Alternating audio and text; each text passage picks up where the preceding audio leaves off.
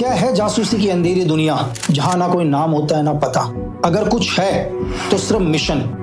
कौन है ये लोग जो अदृश्य परछाई की तरह आते हैं, ऑपरेशन को अंजाम देते हैं, फिर गायब हो जाते हैं। RNW, CIA, मोसाद महज एक नाम नहीं है, ये वो गुप्त शक्तियां हैं जो किसी भी देश का इतिहास बदल सकता है। एक आम इंसान इनके बारे में सोच भी नहीं सकता।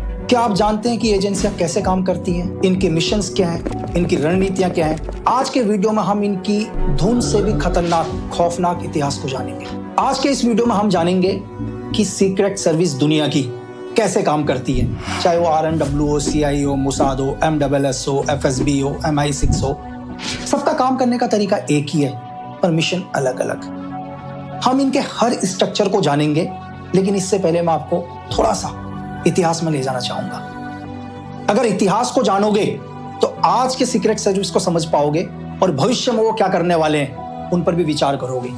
तो हम सबसे पहले चलते हैं रामायण पर। अगर रामायण के अंदर मैं बोलूं कि हनुमान जी श्री राम के सबसे बड़े स्पाई थे। जब भगवान राम माता सीता को खोजने गए थे तो उन्होंने हनुमान जी को लंका भेजा और हनुमान जी लंका के अंदर गए और पूरे लंका को एनालाइज किया कि रावण की सेना में कौन पावरफुल लीडर है, कौन उनके बड़े योद्धा हैं, रावण की कमजोरी क्या है। तो हम ये बोलो कि उस टाइम के हनुमान जी राम जी के सबसे बड़े स्पाई थे। थोड़ा सा आगे चलते हैं, सेम महाभारत में भी। महाभारत जैसे आप सबको पता है, कौरव और पांडव। जब कौरव और पांडवों के बीच में युद्ध होने वाला था तो कौरवों ने एक चाल चली पांडवों को लक्ष्य ग्रह में मरवाने की। कौरवों के सलाहकार विदुर, जैसे आज के टाइम के NSA चीफ समझ लो आप, डोभाल साहब। तो विदुर के स्पाई उनको बताते हैं कि पांडवों को लक्ष्य ग्रह में मरवाने वाले हैं। और ये बात विदुर किसको बताते हैं? भीष्म पितामह को। सपोज करो आज के टाइम के चीफ ऑफ आर्मी स्टाफ। तो जैसे भीष्म पितामह को ये बात पता चलती है तो भीष्म पितामह भी क्या करते हैं, इनडायरेक्ट तरीके से अपने स्पाई भेजते हैं किसके पास? पांडवों के पास।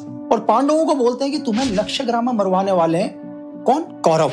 अगर हम आज CIA, मोसाद, RNW, ISI की बात करें तो मैं आपको ये बोलूंगा कि कम से कम लगभग 2347 साल पहले हिंदुस्तान की इसी धरती में एक आदमी ने एक ऐसी सीक्रेट सर्विस बनाई जिसने ना कभी कोई तलवार उठाया ना धनुष, बस एक राजा को हटा के दूसरा राजा बदल दिया। आप सही समझे, मैं बात कर रहा हूं आचार्य चाणक्य की। चाणक्य ने क्या किया?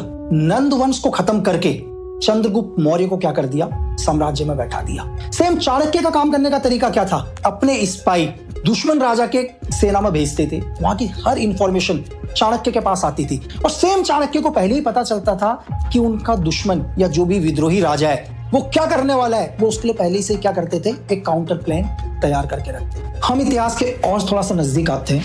सन 1569 के अंदर यहाँ पर ब्रिटेन की धरती में पहला सीक्रेट सर्विस बनता है जिसका नाम था एलिजाबेथ सीक्रेट सर्विस।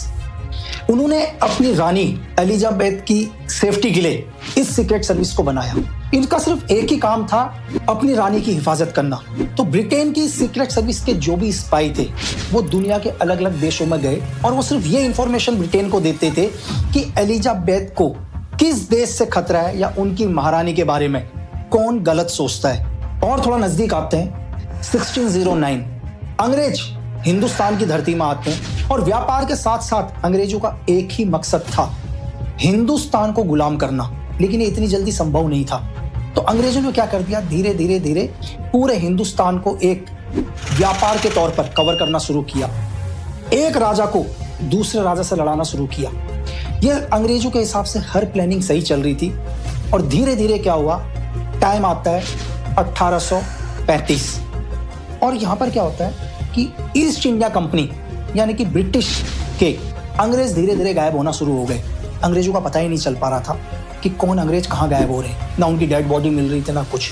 तो अंग्रेजों ने एनालाइज किया हमारे सारे अंग्रेज ऑफिसर कहाँ गायब हो रहे हैं। तो अंग्रेजों ने देखा कि MP के अंदर ये लोग गायब होते जा रहे हैं। और धीरे धीरे अंग्रेजों को ये पता चला कि जो MP के जो डकैत हैं और वहां पर रहते हैं, तो अंग्रेजों के लिए बहुत मुश्किल हो गया। अब अंग्रेजों को लगा यार कि नहीं, हमें किसी भी कीमत में इन डकैतों को खत्म करना पड़ेगा। तो ईस्ट इंडिया कंपनी ने हिंदुस्तान में पहली बार 1935 के अंदर एक सीक्रेट सर्विस बनाई जिसका नाम था ठगी ऑफ डकैती डिपार्टमेंट। और यह हिंदुस्तान की धरती में पहली सीक्रेट सर्विस था। इसका एक ही काम था कि किसी भी कीमत में बहराम नाम के ठग को पकड़ना। और अंग्रेजों ने क्या किया, अपने हर स्पाई को डकैतों के साथ मिलाना शुरू किया और बहुत जल्दी 1940 के अंदर अंग्रेजों को एक बहुत बड़ी कामयाबी मिल गई। ठग बहराम अंग्रेजों के हाथ लग गया और 1940 के अंदर अंग्रेजों ने क्या किया, ठग बहराम को फांसी की सजा दे दी। अब आपको लग रहा होगा यार कि मैं ठग बहराम को इतना क्यों बता रहा हूं, इसमें ऐसा क्या है? तो मैं आपको बताऊं कि ये अकेला ऐसा व्यक्ति था जिसने 931 हत्याएं करी थी अंग्रेजों की। और आपको शॉकिंग होगा कि 125 हत्याएं इसने सिर्फ एक येलो कलर के रुमाल से करी थी। और आपको पता है कि जब अंग्रेजों ने इसको फांसी में लगाया, उस येलो कलर के रुमाल को आज भी ब्रिटेन के म्यूजियम में रखा हुआ है। और अंग्रेजों को यहां समझ में आ गया कि नहीं यार, अगर हिंदुस्तान के अंदर राज करना है तो उन्हें अपने जासूस या स्पाई पूरे हिंदुस्तान के अंदर फैलाने पड़ेंगे, तभी वो हिंदुस्तान को